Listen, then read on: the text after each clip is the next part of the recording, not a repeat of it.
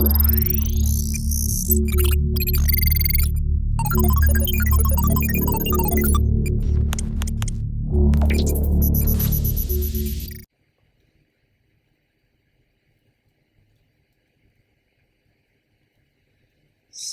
datang di Data Akademik Kanopi FEB UI.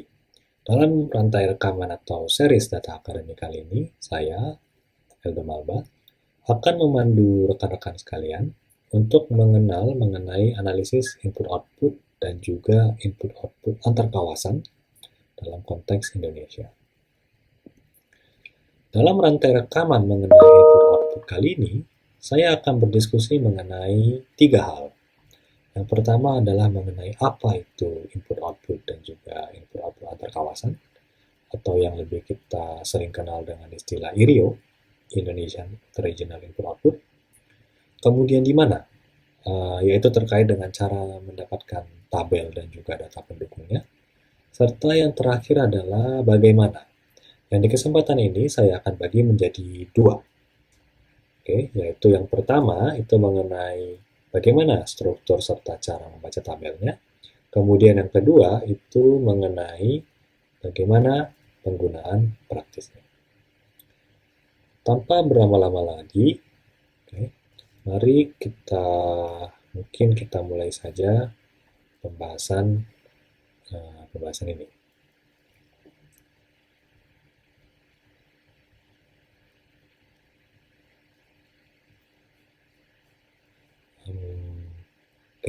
Sebelum masuk ke dalam diskusi mengenai bagaimana cara penggunaan praktis dari tabel input-output itu sendiri, kita akan mulai dengan mengenal dulu ide dasar mengenai tabel input-output.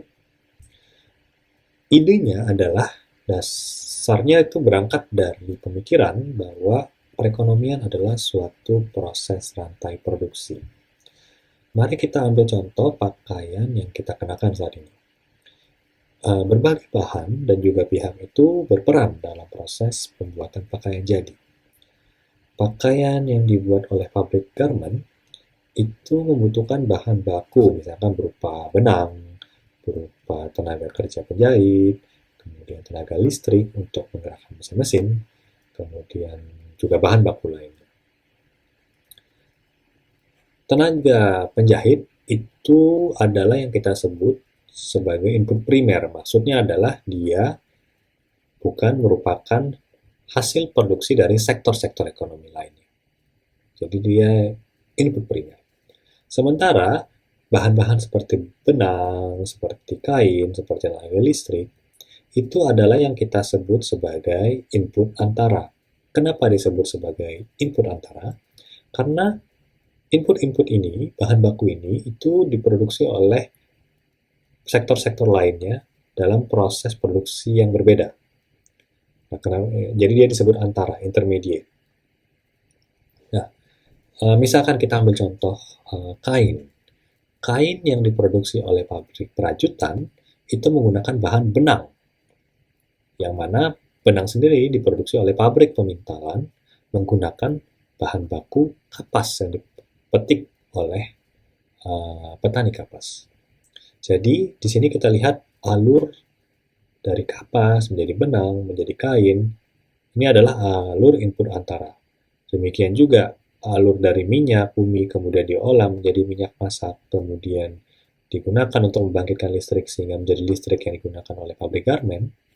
Itu adalah arus input antara juga. Nah, input-input antara dan input primer ini ketika kemudian digunakan oleh pabrik garment, diolah menjadi pakaian jadi. Nah, pakaian jadi ini adalah yang kita sebut sebagai output akhir atau keluaran. Contoh ini itu merupakan salah satu contoh dari banyaknya aktivitas produksi yang terjadi dalam perekonomian. Selain produksi pakaian jadi, juga ada kan di dalam perekonomian itu produksi makanan, produksi meja, produksi jasa pendidikan dan sebagainya.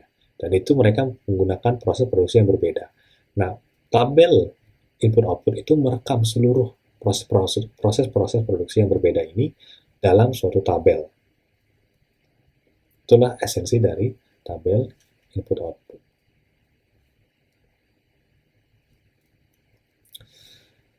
Rantai-rantai rumit tadi itu yang kita abstraksikan dalam suatu tabel input-output. Tabel input-output sendiri itu sendiri itu merupakan suatu matriks.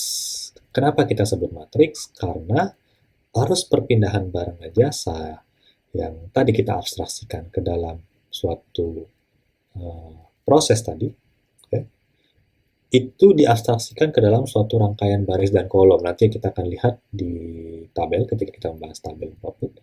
Jadi arus-arus tadi diabstraksikan ke dalam suatu rangkaian baris dan kolom yang berisi angka-angka yang menggambarkan arus-arus tersebut. Makanya disebut matriks, karena ada baris, kolom, kemudian isinya adalah angka. Analisis input-output ini dipelopori oleh seorang ekonom Soviet Amerika yang bernama Wassily Leontief. Yang karena karya input-output ini, kemudian Leontief memperoleh Nobel Ekonomi pada tahun 1973. Tabel input-output itu merupakan suatu pemodelan statis. Disebut model statis karena tabel ini merekam nilai transaksi ekonomi pada suatu waktu tertentu. Sebagai contoh, tabel input-output Indonesia di tahun 2016 itu merekam transaksi antar sektor ekonomi di tahun 2016 saja dengan harga yang berlaku di tahun tersebut. Kemudian, tabel input-output juga menggambarkan struktur biaya dalam kegiatan produksi dengan cara memecah output itu ke dalam komponen-komponen biaya. Terdiri dari input primer, jadi biaya yang masuk input primer, kemudian input antara, kemudian kompensasi atas barang modal, kemudian kompensasi atas tenaga kerja, gaji, dan sebagainya. Kemudian juga pembayaran pajak ataupun subsidi yang dibayarkan ataupun diterima oleh produsen. Sebagaimana model-model ekonomi lainnya, tabel input-output atau model input-output juga memiliki beberapa asumsi. Yang pertama adalah model ini mengasumsikan perekonomian itu terdiri dari sejumlah sektor yang mempunyai definisi-definisi yang jelas. Jadi tidak ada sektor yang overlapping. Yang kedua, juga terdapat asumsi homogenitas. Maksudnya bagaimana? Maksudnya, setiap produsen di dalam sektor yang sama, misalkan sektor 1, itu hanya menghasilkan satu jenis output yang identik. Kenapa identik? Hal ini dikarenakan di dalam model input-output, setiap sektor menggunakan struktur input tunggal, serta tidak adanya substitusi otomatis antar berbagai sektor. Jadi, barang misalkan sektor pangan hanya memproduksi satu barang yang kita sebut sebagai makanan. Barangnya ini mau dia di dalam sektor itu ada 10 pabrik, 10 pabrik itu menghasilkan satu jenis barang yang sama yang kita sebut sebagai makanan. Dan makanan tentu tidak bisa mensubstitusi produk barang sektor lain, misalkan mensubstitusi kursi, sektor kursi misalkan. Jadi dia identik dan unik terhadap sektor tersebut. Asumsi yang ketiga adalah setiap sektor itu tidak berdiri sendiri. Ini yang kita sebut sebagai adanya interdependensi antar sektor. Hasil produksi dari suatu sektor itu dapat dikonsumsi oleh konsumen ataupun juga digunakan kembali sebagai bahan baku untuk proses produksi di sektor lainnya. Ini yang kita sebut tadi sebagai input antara. Asumsi yang keempat adalah model I/O itu menggunakan proses teknologi dengan proporsi konstan. Maksudnya, hubungan antara input-output itu di dalam model ini merupakan suatu fungsi linier. Jadi misalkan inputnya ada A, B, C, maka A plus B plus C itu sama dengan output. Jadi kalau A-nya kita naikin, A, B, C-nya kita naikin 2 kali lipat secara bersama-sama, maka outputnya juga akan naik secara 2 kali lipat. Gitu. Jadi dia fungsi linier. Akibat dari asumsi fungsi linear ini, perubahan input-output akan sebanding dengan perubahan output tadi. Kalau kita tambah input A, B, C secara bersama-sama sebanyak 2 kali, maka outputnya akan naik sebanyak 2 kali juga. Nah, sifat dari kenaikan yang sebanding ini itu yang kita sebut sebagai sifat constant return to scale atau CRS. Jadi di dalam model input-output, itu sifatnya yang inherent itu adalah sifat constant return to scale dalam proses produksi.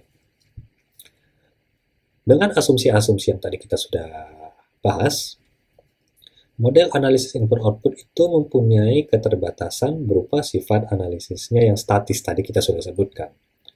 Hal ini dikarenakan tabel ini merekam struktur input teknologi ataupun produktivitas pada saat tertentu. Nah, kalau struktur input teknologi atau produktivitasnya berubah, maka kita perlu menyusun tabel input-output yang baru. Seperti itu.